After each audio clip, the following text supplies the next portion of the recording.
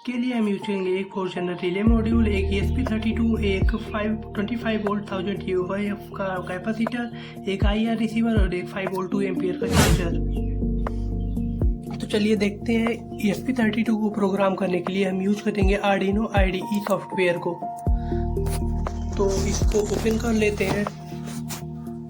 फिर ओपन होने के बाद इसमें हमको अपना कोड टाइप करना है। मैंने कोड को पहले से कॉपी करके रखा है, इसको यहाँ पे कर देते हैं पेस्ट। ये देखिए कोड यहाँ पे पेस्ट हो चुका है। ये कोड आपको डिस्क्रिप्शन में प्रोवाइड कर दूंगा। इस कोड में देख सकते हैं, ये जब बोर्ड ब्लूटूथ से कनेक्ट होगा तो इसका नाम दिखेगा विक्रांत PT। अगर मैं इसको चेंज करना चाहूँ तो इसको मैं कर सकता हूँ विक्रांत स्मार्ट होम।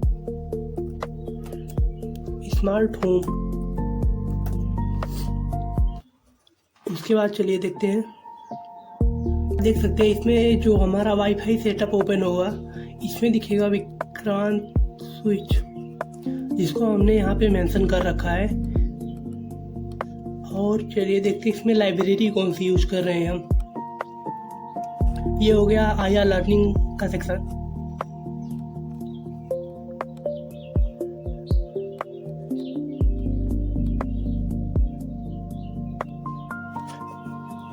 आप इसमें देख सकते हैं हम ESP32 के GPIO पिन पे हम जो भी कनेक्ट कर रहे हैं उसका डाटा यहाँ दिया गया है। जैसे ये हो गया रिले 2, इसको हमको ऐड करना है GPIO 17 पे। इसको हम चेंज भी कर सकते हैं। जैसे हम रिले 3 को हमने सेट किया है GPIO 18 पे। इसको हमने इस प्रकार से सेव किया है जिससे हमको वायरिंग करने में आसानी हो। आप इसको अपने सुविधा अनुसार चेंज भी कर सकते हैं। LED 2 GPIO 27 पर, LED 3 GPIO 32 पर और LED 4 GPIO 33 पर। LED जो हम ब्लूटूथ कनेक्शन के लिए यूज कर रहे हैं उसको GPIO 25 पर यूज करेंगे। हम ये LED इंडिकेशन के लिए यूज करेंगे। जैसे LED 1, अगर हमारा रिले 1 ऑन है तो LED 1 ऑन रहेगा, रिले 2 ऑन है तो LED 2 ऑन रहेगा। अब हम यहाँ पे 2 पुश बटन यूज करेंगे जिससे हम रिले को सिलेक्ट और टॉगल कर सके।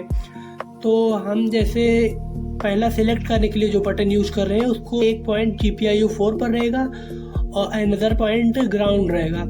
ऐसे ही हमारा जो हम टॉगल के लिए यूज करेंगे बटन, उसका एक पॉइंट ESP32 के GPIO 5 पर यूज करेंगे और एक सिरा रहेगा ग्राउंड पर।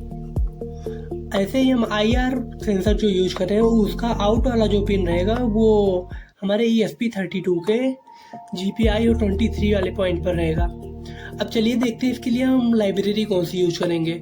इसके लिए हम यूज कर रहे हैं वाईफाई मैनेजर, क्योंकि इसमें हम इसको ऐसा बना रहे हैं कि जैसे हम किसी भी वाईफाई से इसमें हम कोई भी वाईफाई का पासवर्ड और SSID डाल के हम इसको किसी भी वाईफाई से कनेक्ट कर सकते हैं। इसमें हम यूज कर रहे हैं blink simple ESP32। IR remote के लिए यूज कर रहे हैं IR remote ESP8266 library, IR RECV.H library, 1 button की लाइब्रेरी यूज कर रहे हैं, प्रेफरेंसेस की लाइब्रेरी यूज कर रहे हैं और ब्लूटूथ सीरियल की लाइब्रेरी यूज कर रहे हैं। तो ये ऊपर हमारा ब्लिंक का और टेम्पलेट नेम और ब्लिंक का ऑथराइज्ड टोकन यूज करना है, जिससे हम इस स्विच को पूरे वर्ल्ड से कहीं से ब्लिंक ऐप के थ्रू कंट्रोल कर सकें। तो चलिए इस बोर्ड की हम सेटिंग कर लेते हैं कोड को अपलोड करने के लिए। तो यहाँ एक ऑप्शन दिख रहा होगा सिलेक्ट बोर्ड, इस पे ओके करते हैं। यहाँ आपको एक अननोन कॉम 8 का पोर्ट दिख रहा होगा, यहाँ पे सिलेक्ट करते हैं। ये बोर्ड वाले ऑप्शन पर आते हैं। यहाँ पे हमको सिलेक्ट करना है ESP32 डेव मॉड्यूल। तो चलिए देखते हैं ऑप्शन ESP32 डेव मॉड्यूल, ये दिखा। इसको हम सेलेक्ट कर लेते हैं और हमारा ये सीरियल पोर्ट कॉम 8 है, इसको हम सेलेक्ट कर लेते हैं। इसके बाद यहाँ पे कर देते हैं ओके, ये सिलेक्ट हो गया। इसके बाद हम करते हैं टूल्स में जाने के बाद हम यहाँ करेंगे erase or flash before sketch uploaded. यहाँ पे डिसेबल है, डिसेबल को हमको इनेबल कर देना है। इससे होगा क्या, जब हम नया कोड अपलोड करेंगे तो जो हमारे बोर्ड में पुराना वाला कोड पड़ा हुआ है वो इरेज हो जाएगा, जिससे हमारे नए कोड के लिए ज़्यादा स्पेस मिल जाएगा। और उसके बाद यहाँ पे हमको पार्टीशन स्कीम को सेट करना है। नो OTA2 सेलेक्ट करना है। No OTA2 MBA plus 2 MBA SPIFFS पे। अब हमारी सेटिंग हो चुकी है कंप्लीट। यहाँ पे Arduino Core 1 ये भी ओके है, बाकी सब ओके है। अब हम यहाँ पे इस बटन को, अपलोड बटन को ओके करके इस कोड को बोर्ड में अपलोड कर देते हैं। अब पहले ये कोड जो है ये कंपाइल होगा, उसके बाद अपलोड होगा, जिसमें थोड़ा टाइम लगेगा। अभी ये 4 से 5 मिनट का अप्रॉक्सीमेटली टाइम लेता है। जितना बड़ा कोड होगा इसमें उतना ही ज़्यादा टाइम लगेगा। अब कंपाइलिंग में होता क्या है, देखिए जैसे हमने ये कोड जो यूज किया है इसको हम लोग समझ सकते हैं, लेकिन ESP32 इस कोड को डायरेक्टली ऐसे नहीं समझ सकता। तो कंपाइलिंग प्रोसेस में होता ये है कि ये जो कोड हमने लिखा है ये ESP32 जो जिस लैंग्वेज में भी समझता है उस लैंग्वेज में ये कोड को उसमें कन्वर्ट करता है, जिससे ESP32 उस कोड को अच्छे से समझ पाए और उसको अच्छे से रन कर पाए। तो आप यहाँ देख सकते हैं ये कोड कंपाइल हो रहा है और हमने बोर्ड को यहाँ पे कनेक्ट कर रखा है। हालांकि हमने वायरिंग इसके पहले से कर रखी है। इस वायरिंग का डाटा आपको डिस्क्रिप्शन में प्रोवाइड हो जाएगा, कौन सी पिन, कौन सा सेंसर कहाँ पे कनेक्ट हो रहा है। तो चलिए कोड को अपलोड होने देते हैं। जब तक कोड अपलोड हो रहा है तब तक मैं आपको दिखा देता हूँ ESP32 के GPIO पिन होते क्या है। देख सकते हैं मैंने GPIO पिन्स को रेड कलर से मार्क कर रखा है और ग्राउंड को यहाँ पे हमने ग्रीन कलर से मार्क कर रखा है। आप देख सकते हैं GPIO पिन जितनी भी है उनके आगे लिखा रहता है, जैसे ये रही GPIO 19, GPIO 18, GPIO 5। यहाँ पे हमारा है 5 वोल्ट इनपुट का पॉइंट, इस पे लिखा रहता है V5 और यहाँ पे रहता है 3V3 करके, मतलब यहाँ पे 3 वोल्ट आउटपुट। ये हमारे सेंसर्स के लिए होता है, जो जैसे कि हम IR रिसीवर यूज़ कर रहे हैं अपने इस स्मार्ट बोर्ड में। तो ये वाला जो पॉइंट है इसमें हम IR सेंसर की जो पॉजिटिव वाली पिन है उसको यहाँ पे कनेक्ट करेंगे और उसकी ग्राउंड वाली पिन को इस वाली पॉइंट पे कनेक्ट करेंगे और GPIO पिन्स को GPIO पिन्स पर कनेक्ट करेंगे। यहाँ पे आप देख सकते हैं हमारा कोड अब अपलोड हो चुका है।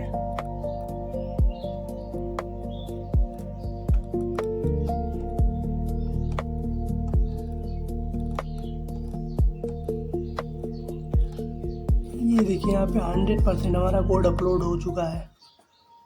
अब चलिए बोर्ड को फिट करके उसके बाद उसकी वर्किंग देखते हैं। हमारे इस बोर्ड में इसके कोड भी अपलोड हो गया और इसकी हमने वायरिंग करके इसकी फिटिंग भी कर दी। आप देख सकते हैं इसका लुक। ये हमने एक emergency power on off button रखा है जिससे सारे रिले एक साथ ऑन ऑफ हो सकते हैं। इसमें मैंने मेंशन कर दिया है कौन से रिले पे कौन सा कनेक्ट है। जैसे रिले 1 पे ये वाली स्विच कनेक्ट है, रिले 3 के लिए ये है, रिले 2 पे ये है, रिले 4 पे ये है और ये रहा हमारा IR रिसीवर, ये रहा सेलेक्ट वाला स्विच और ये रहा ऑन ऑफ करने के लिए स्विच। अब चलिए इस बोर्ड को हम पावर देते हैं। ये देखिए बोर्ड पावर ऑन हो चुका है। अब ये देखिए जैसे हम सेलेक्ट वाला जब बटन पुश करेंगे तो जो रिले सेलेक्ट रहेगा उसकी LED ब्लिंक करने लगेगी थोड़े समय के लिए। अगर हम इसको ऑन करेंगे तो इस वाले बटन को प्रेस करके हम इसको ऑन कर सकते हैं। आप देख सकते हैं ये LED अब ब्लिंक करना बंद कर चुकी है, मतलब ये रिले ऑन हो गया। अब सेकेंड वाला रिले पे आते हैं। जैसे हमको ये रिले नंबर 4 ऑन करना है तो इस बटन से हम रिले 4 को सिलेक्ट करेंगे और इस ऑन ऑफ वाले बटन से रिले 4 को ऑन कर देंगे। ये कर दिया ऑन। अब चलिए इसमें LED लगा के हम इसकी टेस्टिंग करते हैं। ये हमने लगा दी इसमें LED लाइट। अब इसको करते हैं ऑन, मैनुअल बटन से अभी ऑन करेंगे। ये रिले 1 को सिलेक्ट किया, इस बटन से करते हैं ऑन, ये ऑन हो गया। इसको यहीं से ऑफ कर सकते हैं। अब इसमें बात करते हैं फीचर्स क्या क्या हैं। इसको हम ब्लूटूथ से कनेक्ट कंट्रोल कर सकते हैं, ब्लिंक ऐप से तो पूरे वर्ल्ड से इसको कंट्रोल कर सकते हैं। इसके लिए मैंने खुद का एक कस्टमाइज ऐप बनाया है। इसको हम गूगल एलेक्सा से ऑन ऑफ कर सकते हैं। गूगल एलेक्सा को जैसे टर्न ऑन लाइट तो रिले वन ऑन हो। तो ये रहे इसके सारे फीचर्स। और इसमें अगर हम जैसे किसी दूसरे वाईफाई से इसको कनेक्ट करना चाहें तो हम इस वाली बटन को 5 सेकेंड तक प्रेस करेंगे तो हमारे फ़ोन में इसका वाईफाई मैनेजर ओपन हो जाएगा। आपको बगल में स्क्रीन पर दिख रहा होगा। देखिए, हम जब बोर्ड के सिलेक्ट वाले बटन को 5 सेकंड तक प्रेस एंड होल्ड करके रखते हैं तो हमारे बोर्ड का वाईफाई सेटअप मोड ऑन हो जाता है। मतलब अभी यहाँ पे ये देखिए, हमारा बोर्ड हमारे फ़ोन से कनेक्ट हो चुका है। यहाँ पे हमारे बोर्ड का वाईफाई यहाँ पे दिख रहा है विक्रांत स्विच नाम से। तो वाईफाई सेटअप करने के लिए हमको अब इसको पहले कनेक्ट कर लेना है। उसके बाद हमको क्रोम ब्राउजर ओपन करना है अपने फ़ोन का। यहाँ पे हमको सर्च गूगल और टाइप URL पे जाके एक कोड टाइप करना है 192.168.4.1 वाईफाई मैनेजर। इसको हमको ओपन करना है। ये हमारा वाईफाई मैनेजर ओपन हो चुका है। अब इसमें हमको नया वाईफाई कनेक्ट करने के लिए इस बोर्ड को हमको यहाँ पे कॉन्फ़िगर वाईफाई पे ओके करना है। ये ओके होने के बाद यहाँ पे हमको SSID में जिस वाईफाई से हमको कनेक्ट करना है इसको उसका नाम और पासवर्ड में उस वाईफाई का पासवर्ड डाल देना है।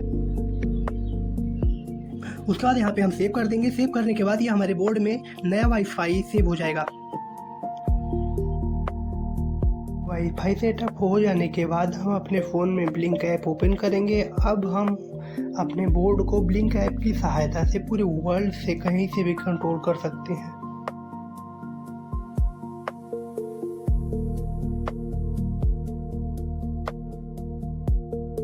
अब देखते हैं हम इसकी ब्लूटूथ सेटिंग।